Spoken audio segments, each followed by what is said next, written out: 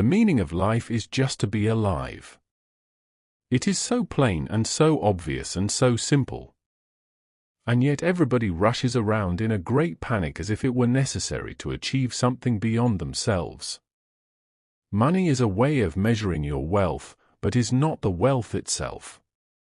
And so if you define yourself by your money, you are confusing yourself with the bookkeeping.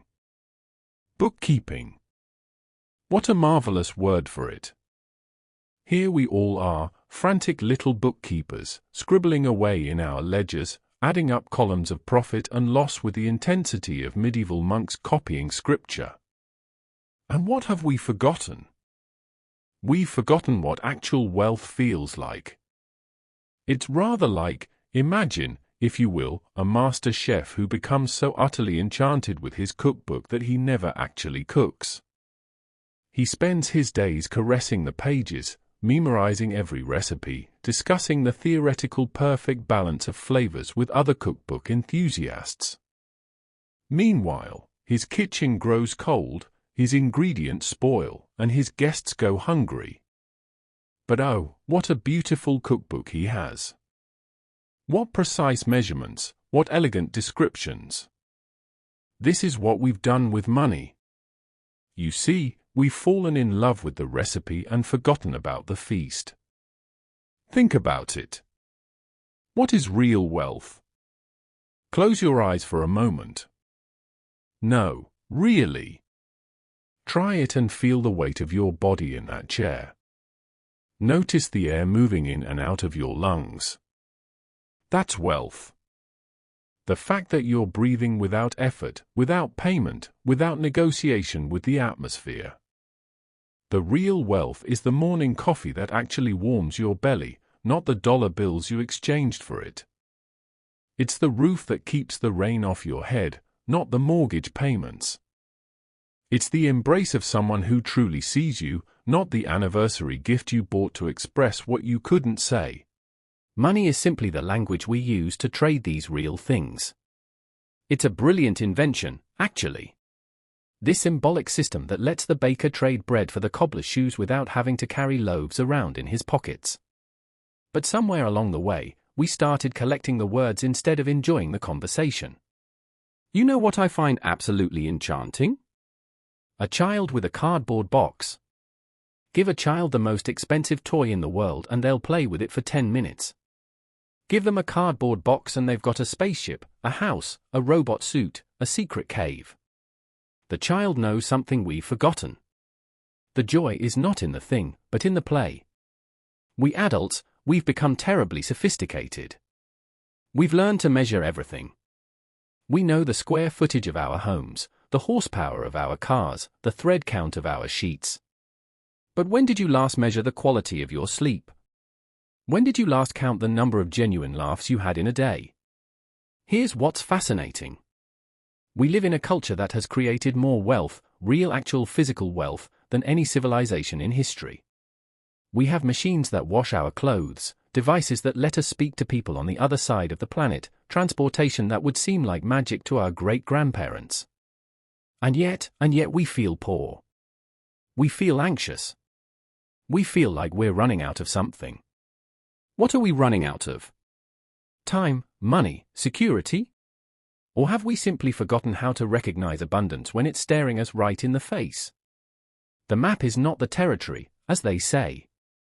But we've become a civilization of people who spend so much time studying maps that we've forgotten to take walks. We know the exact distance to the nearest coffee shop, but we've forgotten what it feels like to wander without a destination. So, here's the delicious irony. The more we try to capture life in our accounts and measurements and 5-year plans, the more life slips through our fingers like water. Life is not a problem to be solved, my friend. It's a reality to be experienced. And yet, and this is where it gets really interesting, I'm not suggesting we throw away our wallets and live in caves. That would just be another form of the same confusion, wouldn't it? Another way of making money more important than it needs to be. No. No. The invitation is much more subtle than that. The invitation is to see money for what it actually is. A tool, a very useful tool, but a tool nonetheless. When you pick up a hammer, you don't confuse yourself with a hammer. When you use a telephone, you don't think you are the telephone. But somehow with money, we've made this category error. We think our bank balance is our identity. What if we could relate to money the way a musician relates to an instrument? The piano is not the music. The piano is what makes the music possible. The musician doesn't worship the piano or identify with the piano. The musician plays it. So the question becomes, what music are you trying to make with your life?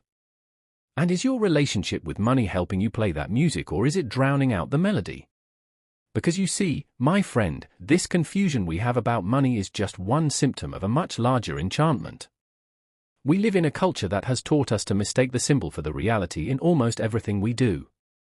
And once you begin to see this pattern, well, that's when things get really interesting. We are living in a culture entirely hypnotized by the illusion of time, in which we believe that the meaning and fulfillment of our life is in the future. Hypnotized. What a perfect word, because that's exactly what's happened, isn't it?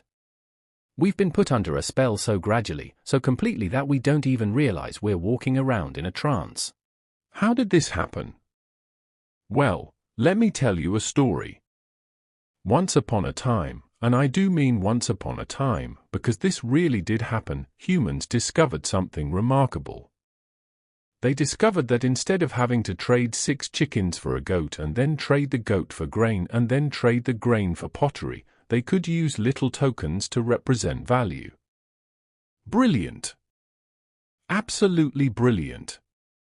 These little metal discs, these pieces of paper with pictures on them, they became a kind of universal solvent for human exchange.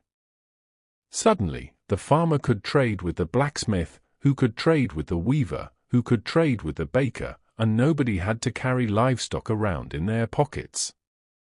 But here's where the story gets interesting. Humans being humans, they started to get fascinated by the tokens themselves. The game of accumulating these symbols became, well, it became addictive. And why shouldn't it? It's quite a thrilling game, actually. There are rules, there are strategies, there are ways to win and ways to lose. You can keep score very precisely. And unlike most games, this one never ends. You can always accumulate more. More, more. More. What a seductive word. More money, more security, more status, more power, more options, more freedom. The word itself has a kind of magnetic pull, doesn't it? But here's the trick, and it is a trick, though nobody planned it this way. The game has rules that ensure you can never actually win. The goalpost is always moving. Picture this. A man wakes up in the morning and thinks, I'll be happy when I get that promotion. Fair enough. He works hard. He gets the promotion. Does he wake up the next morning happy and satisfied? Oh, no. No, no. Now he wakes up thinking, well, that was nice, but I'll really be secure when I make 6 figures. He makes 6 figures. Now it's, I'll really be set when I have $1 million in the bank. He's like a man chasing his own shadow. The faster he runs toward it, the faster it moves away from him. And the shadow is always exactly the same distance away, just out of reach. The Zen masters have a wonderful term for this. They call it the hungry ghost. A creature with an enormous appetite and a mouth too small to feed itself. Always hungry, never satisfied. Now, I want to be very clear about something. I'm not criticizing this man or you or myself for getting caught up in this game. It's perfectly natural. We're social creatures, and we've created a social system based on symbolic exchange. The problem isn't the system itself. The problem is that we've forgotten it's a system. It's like watching a movie and getting so absorbed in the story that you forget you're sitting in a theater looking at light projected on a screen. The movie can be wonderful, thrilling, moving. But if you forget it's a movie, you're in trouble. We've forgotten that money is a movie. We're sitting in the theater of economic life watching the drama unfold on the screen. The numbers going up, the numbers going down, the characters winning and losing, and we think it's reality. But what happens when the movie ends? What happens when you walk outside into the actual sunlight? Breathe the actual air, feel the actual ground under your feet? The spell begins to break. Here's what's really fascinating about this hypnosis. It depends entirely on our agreement to remain asleep. Money only works because we all believe in it. If tomorrow morning everyone woke up and said, "You know what? These pieces of paper aren't actually valuable," the entire system would vanish like smoke. It's the ultimate shared dream.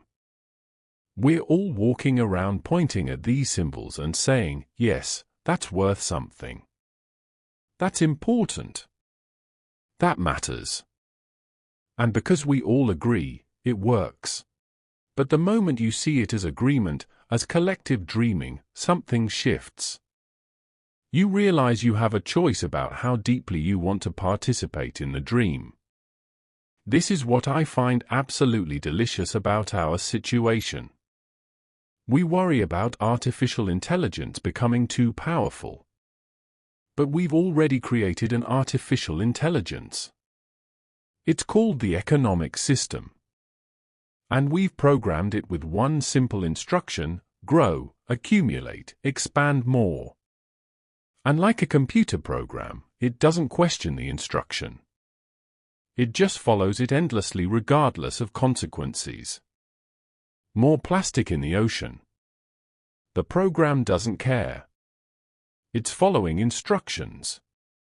More stress, more anxiety, more people working jobs they hate to buy things they don't need. The program doesn't care.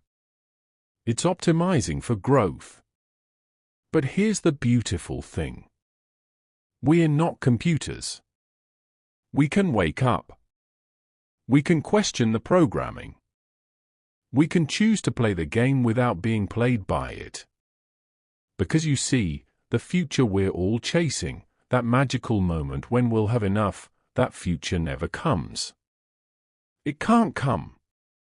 It's not designed to come. The system depends on us always wanting more, always feeling like we're not quite there yet. We sell our present, the only time we actually have, for a promised future that will never arrive. We trade our actual life for symbols of life. We give away the gold to chase fool's gold. But what if I told you that you're already wealthy beyond measure? What if I told you that right now in this moment, you have access to something more valuable than all the money in all the banks in all the world? What if I told you that the secret to breaking the spell is not to fight it, but to play with it, to dance with it, to treat it like the elaborate game it actually is? But that would be telling, wouldn't it? And we're not quite ready for that yet. First, let's look at what it means to play the game with what I call a free hand. This is the real secret of life, to be completely engaged with what you are doing in the here and now. And instead of calling it work, realize it is play. Play. What a revolutionary word in our earnest, goal-oriented culture. We've been taught to be so serious about money, so grim about our financial future, so anxious about our economic security. But what if that's precisely the wrong approach? You see, there are two kinds of people who handle money: the tight-fisted and the free-handed. The tight-fisted person clutches every dollar, hoards every penny, approaches every financial decision with fear and scarcity. The free-handed person understands something the tight-fisted person has forgotten. Money is like water. Try to grasp water in your fist. And what happens? It squeezes out between your fingers. Cup your hands gently and it stays. Let it flow through your fingers and there's always more. I once knew a man, let's call him Henry, who spent his entire life afraid of spending money. He had a modest job, lived in a tiny apartment, wore the same clothes until they fell apart. Not because he was poor, mind you, but because he was terrified of not having enough. Henry had a savings account that grew larger every year. He would check it constantly, calculating and recalculating how long it would last if he lost his job. He had spreadsheets, budgets, 5-year plans. He knew exactly how much he spent on groceries, on utilities, on everything. And you know what Henry had forgotten? He had forgotten how to live. His money was like blood that had stopped circulating. It was safe in the bank, yes, but it wasn't nourishing anything.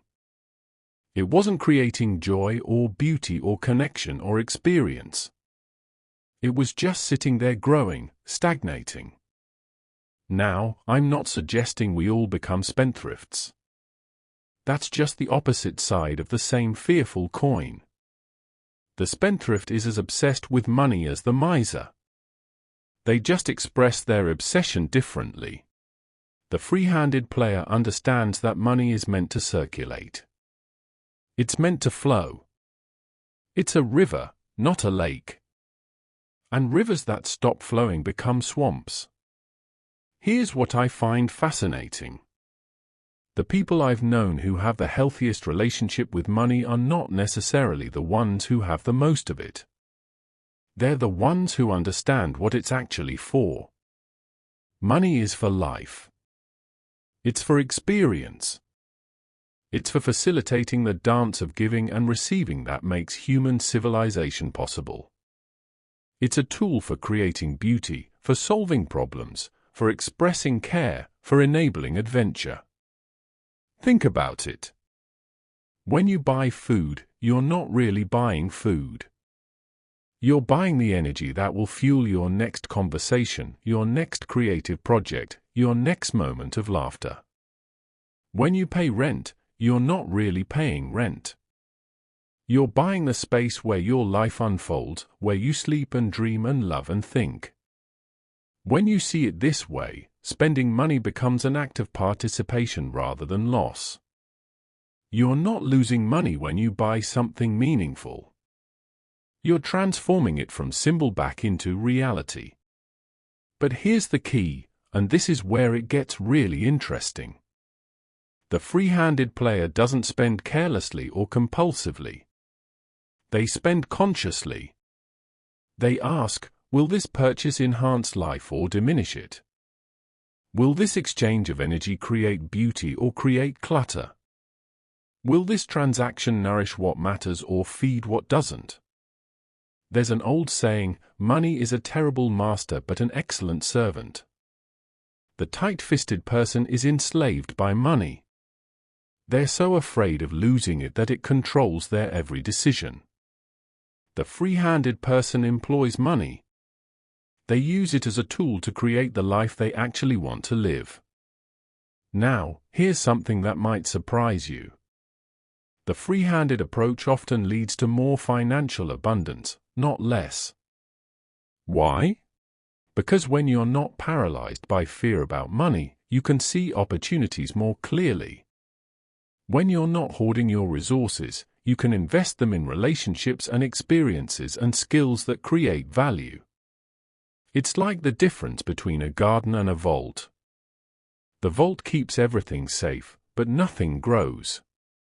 The garden requires you to plant seeds, to risk them to the soil and the weather. But that's the only way you get a harvest.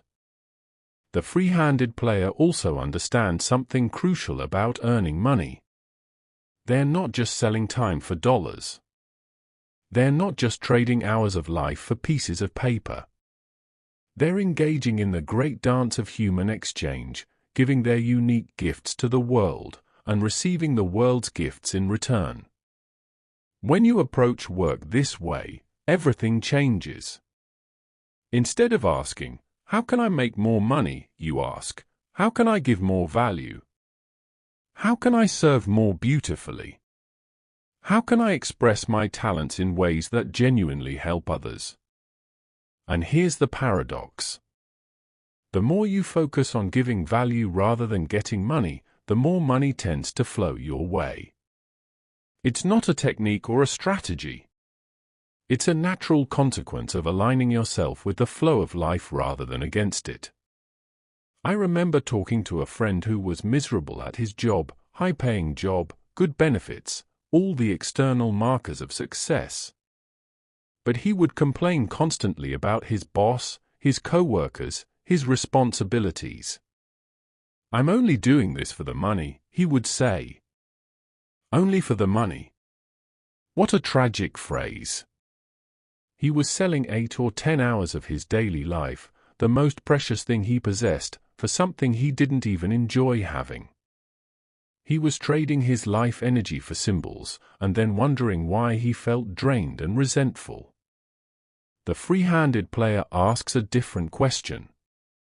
How can I earn money in a way that energizes me rather than depletes me? How can I make my work itself a form of play, a form of creative expression? This doesn't mean everyone needs to quit their job and become an artist. It means bringing an artist's consciousness to whatever you do. It means approaching your work with curiosity, with playfulness, with a spirit of experimentation and growth. And sometimes, often, actually, this leads to changing what you do for work. But the change comes from expansion, not contraction, from possibility, not desperation, from a desire to give more of yourself, not to protect what little you have. The free-handed player also understands timing. They know when to hold and when to fold, when to save and when to spend, when to be conservative and when to take risks. They develop what you might call financial intuition, the ability to feel their way through money decisions rather than just analyzing them to death. This intuition develops when you stop being afraid of money and start being curious about it. When you stop treating it as a matter of life and death and start treating it as a creative medium, because that's what it is.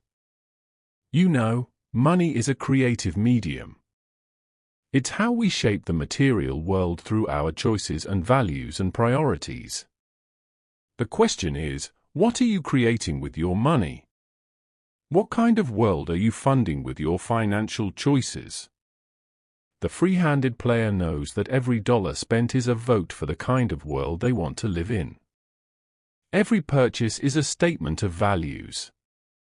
Every financial decision is an act of creation. And with that understanding comes tremendous freedom. Not the freedom to do whatever you want, that's just another form of slavery to impulse, but the freedom to choose consciously, to act with intention, to play the money game as a conscious participant rather than an unconscious victim. So the question becomes, are you ready to play with a free hand? Are you ready to stop being afraid of money and start dancing with it? Are you ready to use this tool without being used by it? Because once you master this dance, once you learn to play the money game with genuine freedom, well, that's when you discover something absolutely extraordinary. You discover what wealth really means. You are an aperture through which the universe is looking at and exploring itself. What an extraordinary sentence. Read it again slowly. You are an aperture through which the universe is looking at and exploring itself. Do you realize what this means? It means that every experience you have, every sunset you witness, every conversation you enjoy, every moment of beauty or sadness or confusion is the universe experiencing itself through your consciousness. And if that's true, if you are literally a unique expression of the cosmos itself, then what does it mean to say you don't have enough? What does it mean to say you're poor? It's rather like a wave in the ocean worrying that it doesn't have enough water. Let me tell you about 2 men I once observed. Both were looking at the same sunset from the same park bench. The first man, beautifully dressed, expensive watch, clearly what we would call successful, was frantically checking his phone, reviewing stock prices, responding to emails. He glanced at the sunset once briefly, then returned to his screen. The second man, wearing worn clothes, carrying all his possessions in a backpack, clearly what we would call homeless, was sitting perfectly still, completely absorbed in watching the colors change across the sky.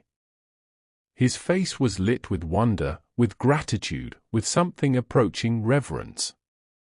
Now tell me, which man was wealthy in that moment? The man with money was poor. He was missing the incredible gift that was being offered to him freely. The man without money was rich beyond measure.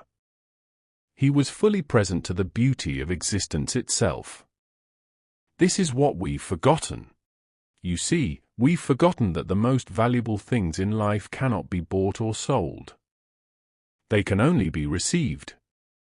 And they're being offered to us constantly, moment by moment, breath by breath. The warmth of sunlight on your skin, free. The taste of cool water when you're thirsty, essentially free. The sound of rain on the roof. The sight of stars in a clear night sky. The feeling of your lungs filling with air. All free. All priceless. All available right now.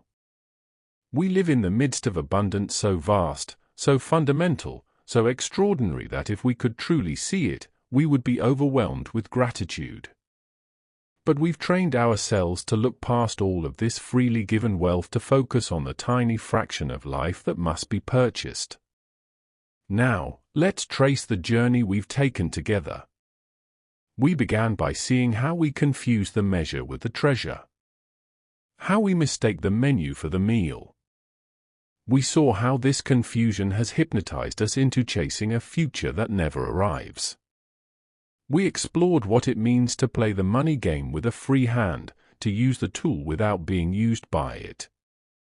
And now we arrive at the heart of the matter, the discovery that you are already wealthy beyond imagination. Not because of what you have, but because of what you are. You see, there are really only two kinds of wealth. There's symbolic wealth, money, possessions, status, credentials. And there's actual wealth. Actual wealth is consciousness itself. The ability to experience anything at all. Think about it.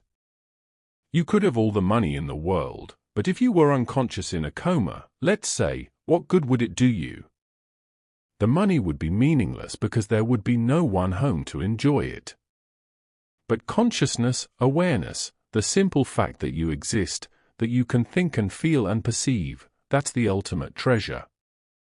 That's the real currency of the universe. And here's the most wonderful part. This wealth cannot be stolen from you. It cannot fluctuate with the market. It cannot be taxed or regulated or diminished by economic recession. It's yours by birthright, yours by the simple fact of being alive. When you truly understand this, not just intellectually, but in your bones, in your blood, in your direct experience, your entire relationship with money changes. You stop being desperate for it because you're no longer dependent on it for your sense of worth or security or joy. Money becomes what it was always meant to be, a useful tool for navigating the material world. Nothing more, nothing less. You can appreciate it when you have it, use it wisely when you need it, and not be devastated when you don't have as much as you'd like. This doesn't mean you become indifferent to money. Far from it. When you stop being afraid of not having enough, you often discover you're capable of earning and managing money much more effectively. Fear makes us stupid. You see, fear makes us grasp and hoard and make poor decisions. But when you know, really know, that your fundamental wealth cannot be threatened, you are free to be creative, generous, playful with money. You're free to take appropriate risks, to invest in meaningful projects, to give freely when giving is called for. You become like a master chef who's no longer worried about having enough ingredients. The anxiety is gone so creativity can flow. The chef can focus on making something beautiful rather than obsessing over the inventory. Now, I want to address something directly.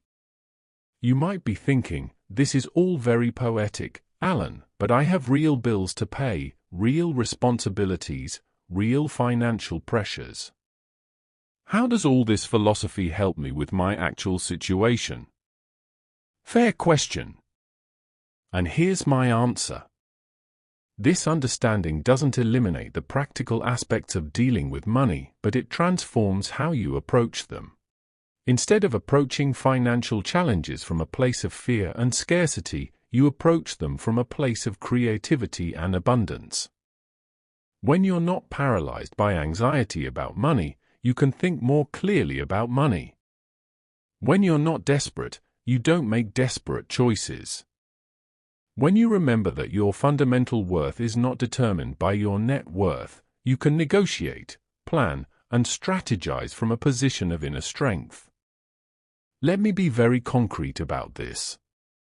If you're struggling with debt, for example, approaching it from this perspective means you stop defining yourself as someone who is in debt.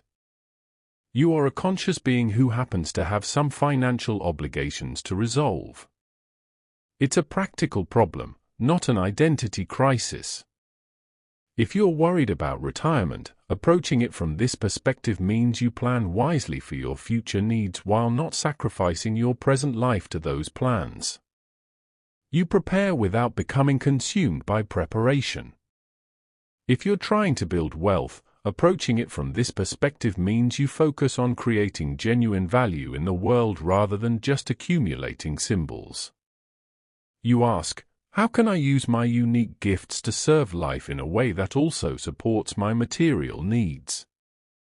The practical and the philosophical are not separate. You see, they inform each other.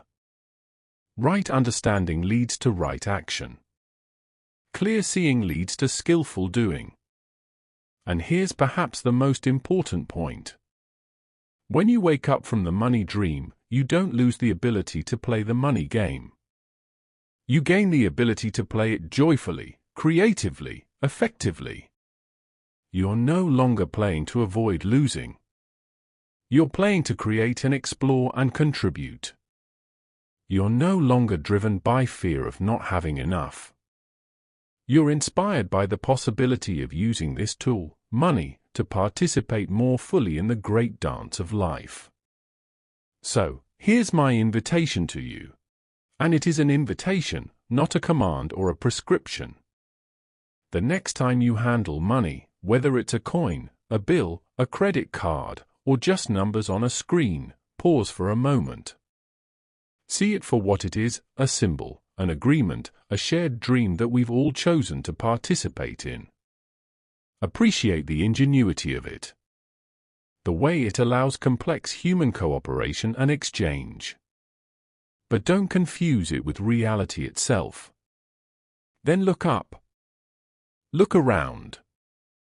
Notice what money is supposed to represent. The real wealth that surrounds you at every moment. The gift of consciousness.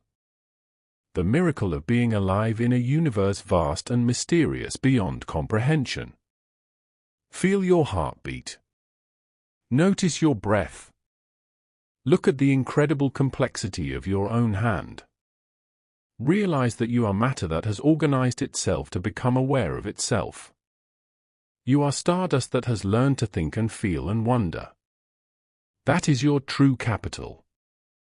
That is the real currency of the universe. And it has been deposited in your account not by any bank but by the cosmos itself. The meaning of life is just to be alive. It is so plain and so obvious and so simple. And yet everybody rushes around in a great panic as if it were necessary to achieve something beyond themselves. The numbers on your bank statement are the dream, my friend. This moment, this breath, This awareness, this inexplicable fact that you exist at all. This is reality. Wake up. The wealth you've been seeking has been here all along. You are it.